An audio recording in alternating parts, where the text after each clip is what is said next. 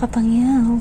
Welcome to my YouTube channel, at kung bago ka lang sa aking YouTube channel, please don't forget to click subscribe button, click the thumbs up, and click nyo rin yung bell button para lagi kayo updated sa aking mga bagong upload na video. So for today's video, magka-unboxing tayo. Hindi ko siya masasabi na unboxing, hindi ko rin siya matatawag na basta hindi ko alam. Siguro tatawagin na lang natin siyang unboxing, unwrapping, unboxing, and unwrapping. For sure naiintindihan nyo naman yun, diba? So, ito na.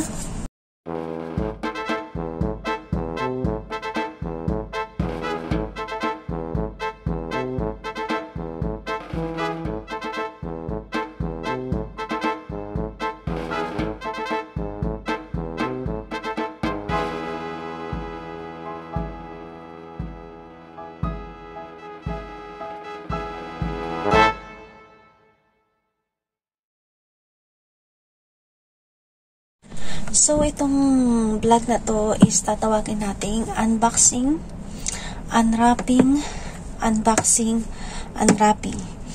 Kaya ako siya tinawag na unboxing, unwrapping, unboxing, unwrapping dahil itong bagay na to is pinaglumaan na. Masasabi kong pinaglumaan na kasi matagal na siyang binili and ako yung magiging pangalawang owner nito. So, let's do it. Ito, ipapakita ko na sa inyo. Oops. Tadaan!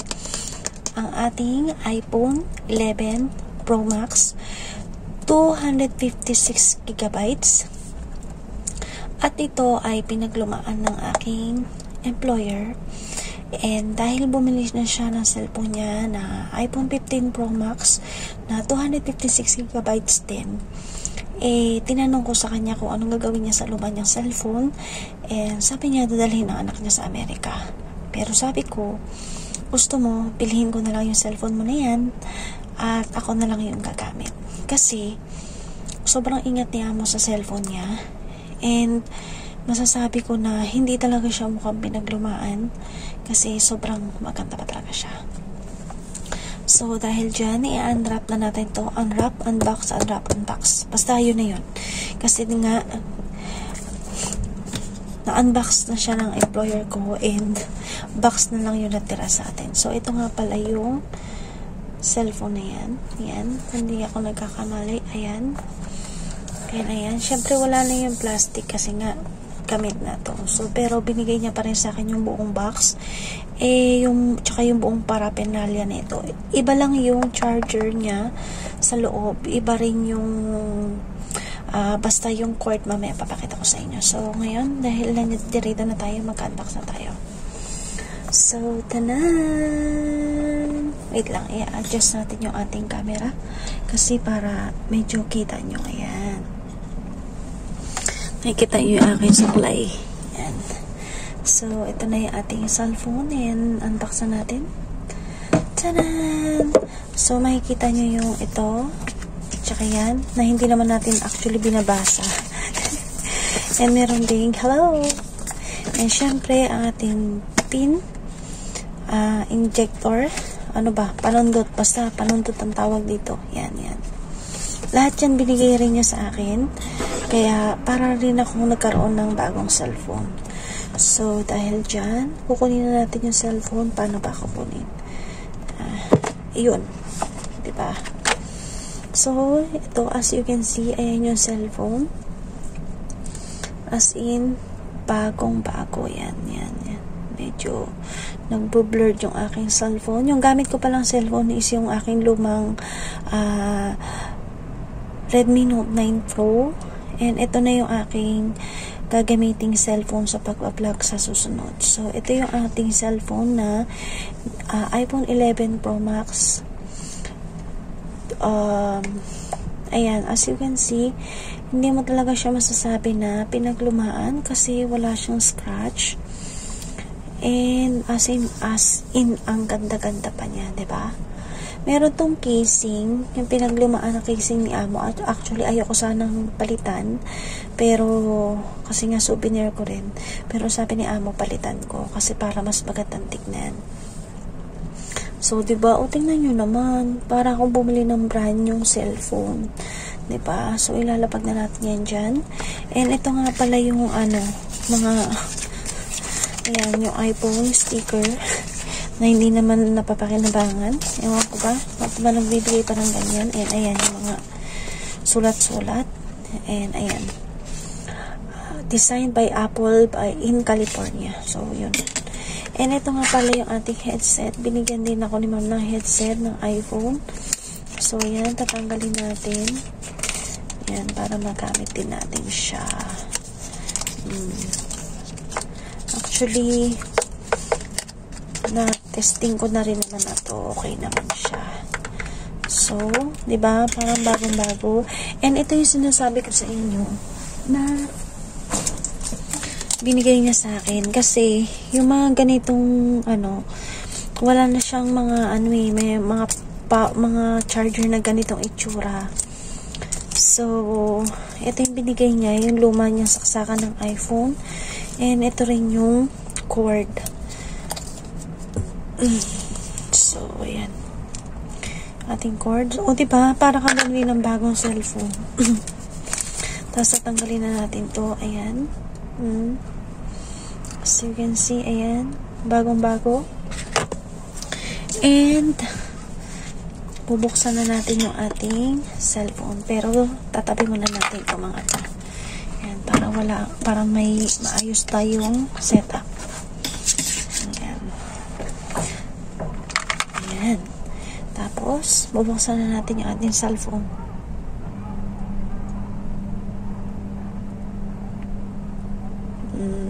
Diba?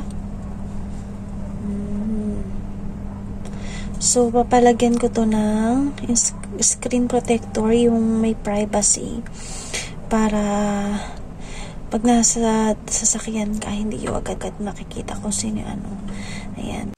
So, dahil bago pa to, and i-transfer na ni mami yung mga laman nito sa loob, so, magpapatulong ako sa anak ni Amo para ma-set up namin yung face, basta may ganun-ganun siyang sinasabi. Ayan. Face ID, Apple ID, basta mga ganun. So, babalikan ko kayo mamaya pag na-set up na natin. Dati nangangarap lang ako magkaroon ng iPhone. Hindi ko inaasahan na magkakaroon ako. Dati tuwing na dumadaan ako sa Fortress na bilihan ng mga iPhone, ini-imagine ko na balang araw magkakaroon din ako nito. And hindi ko alam na ngayon pala yun. So, minsan may mga bagay at panahon na hindi mo inaasahan, na minsan hinihingi mo pero hindi mo makuha. Minsan naman may pambili ka pero hindi mo mabili. Pero darating din pala ang panahon, ibibigay niya rin yung bagay na gustong gusto mo. And ito na yung panahon na yon. Kaya thank you sa aking employer kasi siya yung tumupad ng isa sa mga pangarap kong cellphone. Diba? So, dahil kailangan natin i-set up yung cellphone na to, so according dun sa anak ni Amo, kailangan natin gawing 360 degree yung ating muka. Basta kailangan natin paikot-ikutin, no? Yung Apple lang, yung may Apple user lang nakakaintindi nito. So tara, babalikan ko kayo pag natapos ko na i-set up lahat.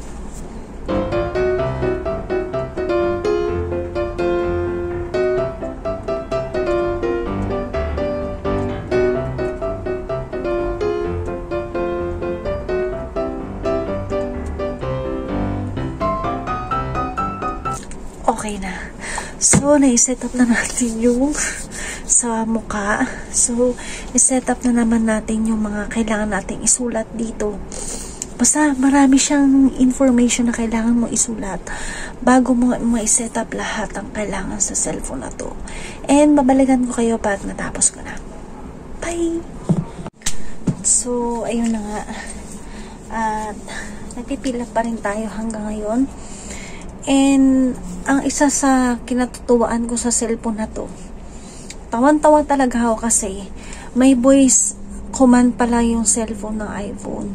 So, habang nagsiset up ako, may babasahin pala akong words.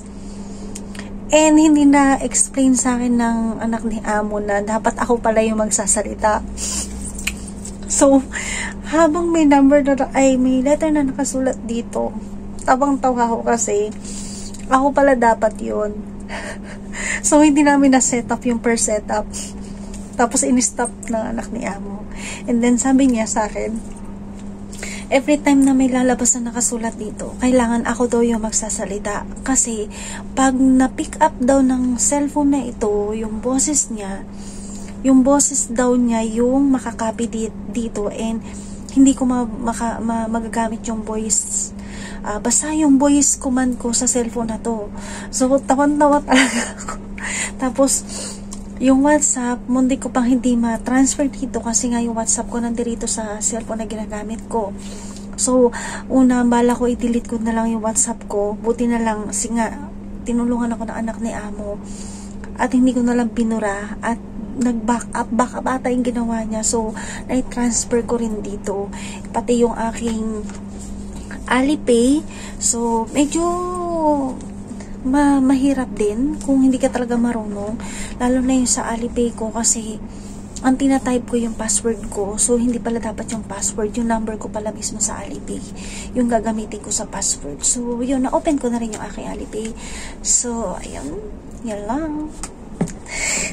Syunga-syunga, diba?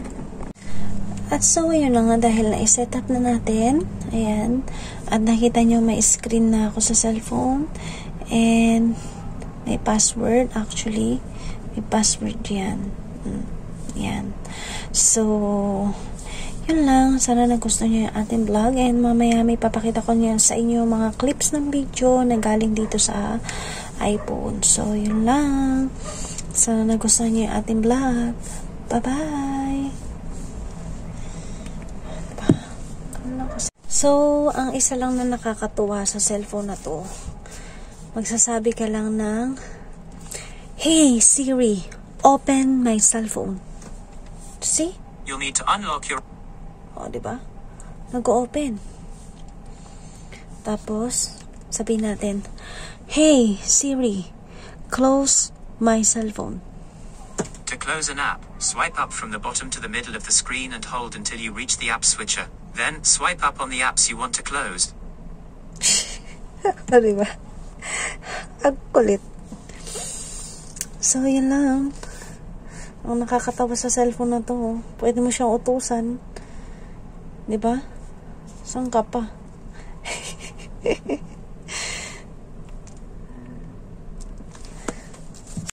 At ayun nga pala mga kapangyaw, ito nga pala yung sinasabi ko sa inyo na cover ng cellphone ni ma'am. Ayan. Actually, okay pa naman talaga sana siya, kaso ito lang talaga, sirang-sira. Maganda sana to kasi leather yung pinaka dito niya.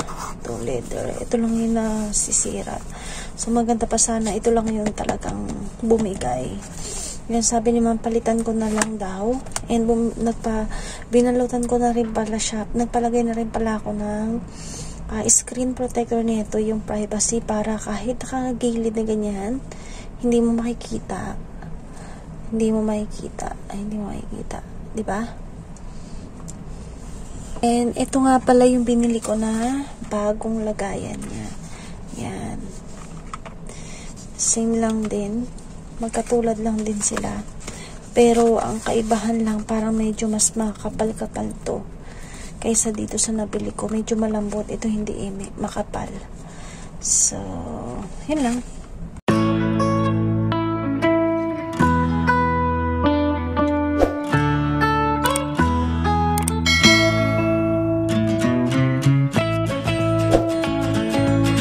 Thank you for watching. God bless for now.